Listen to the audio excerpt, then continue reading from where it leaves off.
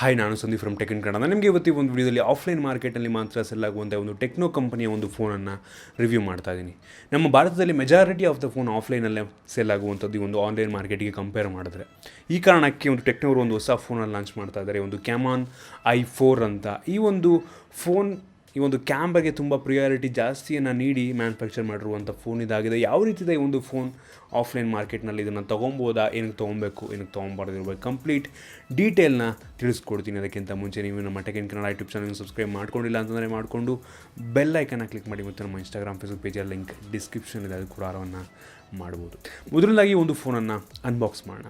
ಈ ಒಂದು ಬಾಕ್ಸ್ನ ಒಳಗೆ ಈ ಒಂದು ಫೋನ್ನ ಜೊತೆಗೆ ನಿಮಗೆ ಒಂದು ಬ್ಯಾಕ್ ಕವರ್ನ ಸಹ ನೀಡ್ತಾ ಇರುವಂಥದ್ದು ಉಚಿತವಾಗಿ. ಇದರ ಜೊತೆಗೆ ಇದನ್ನು ಬಿಟ್ಟರೆ ಒಂದು ಸಿಮ್ ಎಜೆಕ್ಟರ್ ಟೂಲ್ ಇದೆ, ಡಾಟಾ ಕೇಬಲ್ ಇದೆ, ಒಂದು ಚಾರ್ಜಿಂಗ್ ಅಡಾಪ್ಟರ್ ಸಹ ಇರುವಂಥದ್ದು. ಇದನ್ನು ಬಿಟ್ಟರೆ ಯೂಸರ್ ಮ್ಯಾನ್ಯಲ್ ಮತ್ತು ವಾರಂಟಿ ಕಾರ್ಡ್ ಸಹ ಇರುವಂಥದ್ದು. ನಿಮಗೆ ಈ ಒಂದು ಫೋನ್ನ ಜೊತೆಗೆ 12+1 ಅಂದರೆ 13 ತಿಂಗಳ ಒಂದು ವಾರಂಟಿ ನಿಮಗೆ ಸಿಗುತ್ತೆ, ಮತ್ತು 100 ದಿನಗಳ ರೀಪ್ಲೇಸ್ಮೆಂಟ್ ವಾರಂಟಿ. 100 ದಿನದ ಒಳಗೆ ಏನಾದರೂ ನಿಮ್ಮ ಒಂದು ಫೋನ್ನ ಡಿಸ್ಪ್ಲೇ ಅಂದರೆ ಹೊಡೆದೋಯ್ತು ಅಂದರೂ ಸಹ ನಿಮಗೆ ಈ ಒಂದು ವಾರಂಟಿ ಅಂಡರು ರೀಪ್ಲೇಸನ್ನು ಮಾಡಿಸ್ಕೊಬೋದು. ತುಂಬ ಒಳ್ಳೆಯ ವಿಷಯ ಅಂತ ಹೇಳೋದಕ್ಕೆ ಇಷ್ಟಪಡ್ತೀನಿ.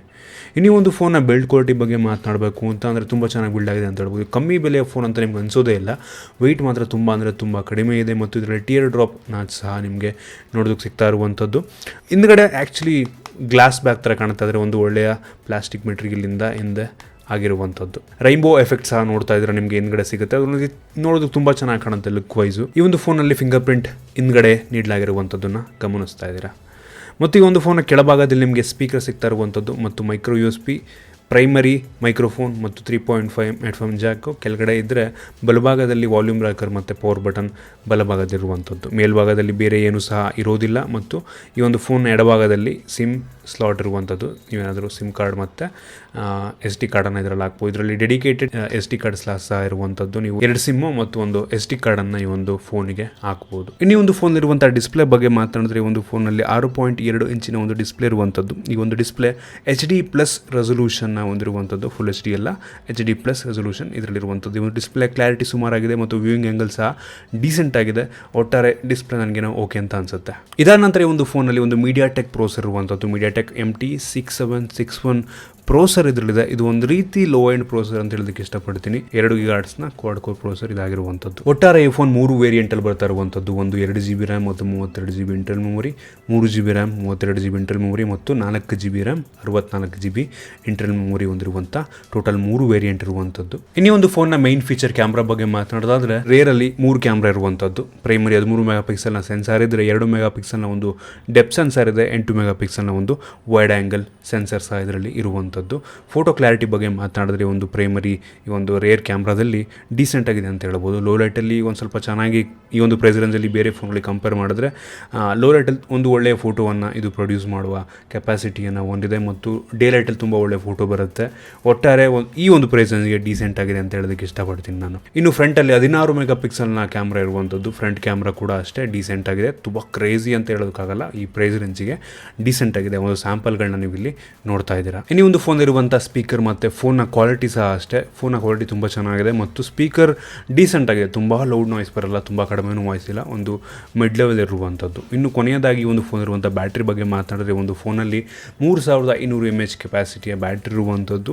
ಇದು ಕೂಡ ಅಷ್ಟೇ, ಈ ಒಂದು 720p ಡಿಸ್ಪ್ಲೇಗೆ 3500 mAh ಕೆಪಾಸಿಟಿ ಸಾಕು ಅಂತ ನನಗೆ ಅನಿಸುತ್ತೆ. ಇದು ಅಷ್ಟೇ, ತುಂಬ ಕಡಿಮೆ ಏನೂ ಜಾಸ್ತಿ ಇಲ್ಲ, ಒಂದು ಮಿಡ್ ಲೆವೆಲ್ ಇರುವಂಥದ್ದು ಒಂದು ಬ್ಯಾಟ್ರಿ. ಇದಾದ ನಂತರ ಈ ಒಂದು ಫೋನ್ನ ಬೆಲೆಯ ಬಗ್ಗೆ ಮಾತನಾಡಿದ್ರೆ, ಈ ಒಂದು ಫೋನ್ 2GB RAM ವೇರಿಯಂಟಿಗೆ 9599 ರೂಪಾಯಿ ಆದರೆ, 3GB RAM ವೇರಿಯಂಟಿಗೆ 10599, ಮತ್ತು ಇನ್ನೊಂದು ವೇರಿಯಂಟ್ 4GB RAM ಮತ್ತು 64GB ಇಂಟರ್ನಲ್ ಮೆಮೊರಿ ವೇರಿಯಂಟಿಗೆ 12,000 ರೂಪಾಯಿ ಆಗ್ತಾ ಇರುವಂಥದ್ದು. ಇನ್ನು ಈ ಒಂದು ಫೋನಲ್ಲಿ ಕೆಲವೊಂದು ವಿಷಯಗಳು ನನಗೆ ಇಷ್ಟ ಆಗಿಲ್ಲ, ಅದ್ರ ಬಗ್ಗೆ ಫಸ್ಟ್ ನಾನು ಮಾತನಾಡೋದಕ್ಕೆ ಇಷ್ಟಪಡ್ತೀನಿ. ಮೊದಲನೇದಾಗಿ ಈ ಒಂದು ಫೋನಲ್ಲಿರುವಂಥ ಪ್ರೋಸರ್, ಇದೊಂದು ಲೋ ಎಂಡ್ ಪ್ರೋಸರು, MediaTek ಪ್ರೋಸರ್ ಆಗಿರುವಂಥದ್ದು. GPU ಒಂದು ಸ್ವಲ್ಪ ಚೆನ್ನಾಗಿದೆ ಕಂಪ್ಯಾರಿಟಿವ್ಲಿ, ಬಟ್ ಪ್ರೋಸರ್ ಇನ್ನೂ ಒಳ್ಳೆ ಪ್ರೋಸರ್ ಹೇಳಿದರೆ ತುಂಬ ಚೆನ್ನಾಗಿರ್ತಿತ್ತು ಅಂತ ನನಗನ್ಸುತ್ತೆ. ಇದಾದ ನಂತರ ಇದರಲ್ಲಿರುವಂಥ ಡಿಸ್ಪ್ಲೇ 720p ಡಿಸ್ಪ್ಲೇ ನೀಡಿದರೆ ಈ ಒಂದು ಪ್ರೈಸ್ ರೇಂಜಲ್ಲಿ ಓಕೆ. ಬೇರೆ ಕಂಪನಿಗಳು ಸಹ ಇದೆ ಈ ಪ್ರೈಸ್ ರೇಂಜಲ್ಲಿ 720p ಡಿಸ್ಪ್ಲೇ ನೀಡ್ತಾರೆ. ಆದರೆ ನನಗೆ ಇನ್ನೊಂಚೂರು ರೆಸೊಲ್ಯೂಷನ್ ಜಾಸ್ತಿ ಇರುವಂಥ ಡಿಸ್ಪ್ಲೇ ನೀಡಬೇಕಿತ್ತು ಅಂತ ನನಗನ್ಸುತ್ತೆ. ಮತ್ತು ಇದರಲ್ಲಿರುವಂಥ ರ್ಯಾಮ್ ಕೂಡ ಅಷ್ಟೇ, ಈ ಒಂದು ಬೇಸಿಕ್ ವರ್ಷನ್ ಏನಿದೆ ಅದಕ್ಕೆ 2GB RAM ಕಮ್ಮಿ ಆಯಿತು ಅಂತ ಕೂಡ ಅನಿಸುತ್ತೆ. ಇನ್ನೇನು ಕ್ಯಾಮ್ರಾ ಬಗ್ಗೆ ನಾನು ಕಂಪ್ಲೇಂಟ್ ಏನು ಹೇಳಿದೆ, ಕ್ಯಾಮ್ರಾ ವೈಸ್ ನನ್ನ ಪ್ರಕಾರ ಈ ಒಂದು ಪ್ರೈಸ್ ರೇಂಜ್ಗೆ ಡೀಸೆಂಟ್ ಆಗಿದೆ ಅಂತ ಹೇಳೋದಕ್ಕೆ ಇಷ್ಟಪಡ್ತೀನಿ. ಅದನ್ನು ಬಿಟ್ಟರೆ ನನಗೆ ಬೇರೆ ಏನೂ ಈ ಒಂದು ಫೋನಲ್ಲಿ ಕಂಪ್ಲೇಂಟ್ ಇಲ್ಲ.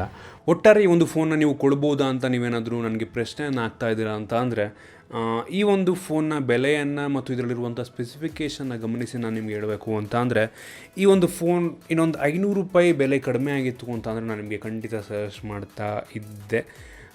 ಈ ಒಂದು ಫೋನ್ ಚೆನ್ನಾಗಿದೆ, ಆದರೆ ಬೆಲೆ ಸ್ವಲ್ಪ ಜಾಸ್ತಿ ಆಯಿತು ಅಂತ ನನಗೆ ಅನಿಸುತ್ತೆ. ಯಾಕೆಂದರೆ 2GB ರ್ಯಾಮ್ ಇದೆ ಮತ್ತು ಪ್ರೋಸರ್ ಕೂಡ ಅಷ್ಟೊಂದು ಪವರ್ಫುಲ್ ಆಗಿರುವಂಥ ಪ್ರೋಸರ್ ಇದರಲ್ಲಿಲ್ಲ. ಓವರಾಲ್ ಚೆನ್ನಾಗಿದೆ ಫೋನು, ಆದರೆ ಒಂದು ₹500 ಒಂದು ₹400 ₹500 ಕಮ್ಮಿ ಆಗಿದ್ದರೆ ಈ ಒಂದು ಫೋನ್ ವರ್ತ್ ಅಂತ ನನಗೆ ಅನ್ನಿಸ್ತಾ ಇತ್ತು. ₹400 ತುಂಬ ಮ್ಯಾಟ್ರ್ ಆಗೋಲ್ಲ ಅಂತ ನನಗೆ ಅನಿಸುತ್ತೆ, ಗೊತ್ತಿಲ್ಲ. ಒಟ್ಟಿಗೆ ಇನ್ನೊಂದು ಸ್ವಲ್ಪ ಬೆಲೆ ಕಮ್ಮಿ ಆಗಿದ್ದರೆ ಈ ಒಂದು ಫೋನ್ ವರ್ತ್ ಅಂತ ನನಗೆ ಅನಿಸುತ್ತೆ. ನಿಮಗೆ ಅನಿಸುತ್ತೆ ಇದ್ರ ಬಗ್ಗೆ ಕಾಮೆಂಟ್ ತಿಳಿಸಿ. ಆಫ್ಲೈನ್ ಮಾರ್ಕೆಟ್ ಆಗಿರೋದ್ರಿಂದ ಮೋಸ್ಟ್ಲಿ ನಿಮಗೆ ಆಫ್ಲೈನ್ ಅದು ಆಫರ್ ಅಂತ ಏನಾದ್ರು ಕೊಡ್ತಾ ಇದ್ದಾರೆ ಅಂದರೆ ಅದು ಆರಾಮಾಗಿ ಒಂದು ಫೋನ್ನ ತೊಗೊಳ್ಳಿ ಅಂತ ಹೇಳೋಕ್ಕೆ ಇಷ್ಟಪಡ್ತೀನಿ.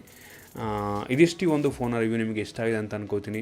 ಇಷ್ಟ ಆಗಿದ್ರೆ ಲೈಕ್ ಮಾಡಿ, ಶೇರ್ ಮಾಡಿ ನಿಮ್ಮ ಫ್ರೆಂಡ್ಸ್ ಜೊತೆ. ಇದೇ ರೀತಿ ನಮ್ಮ ಬೇರೆ ವಿಡಿಯೋಗಳಿಗೆ tech in Kannada tips channel subscribe ಮಾಡಿ, ಬೆಲ್ ಐಕಾನ್ ಕ್ಲಿಕ್ ಮಾಡಿ ಮತ್ತು ನಮ್ಮ ಇನ್ಸ್ಟಾಗ್ರಾಮ್, ಫೇಸ್ಬುಕ್ ಪೇಜ್ ಲಿಂಕ್ ಡಿಸ್ಕ್ರಿಪ್ಷನಲ್ಲಿ ಅದಕ್ಕೆ ಫಾಲೋವನ್ನು ಮಾಡ್ಬೋದು.